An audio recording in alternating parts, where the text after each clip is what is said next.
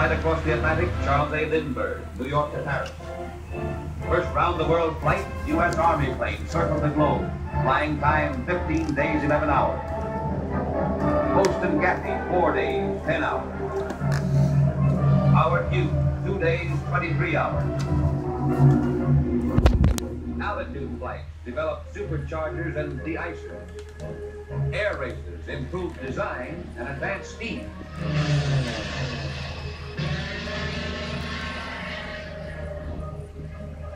Power diving at 620 miles per hour tested durability and construction of planes.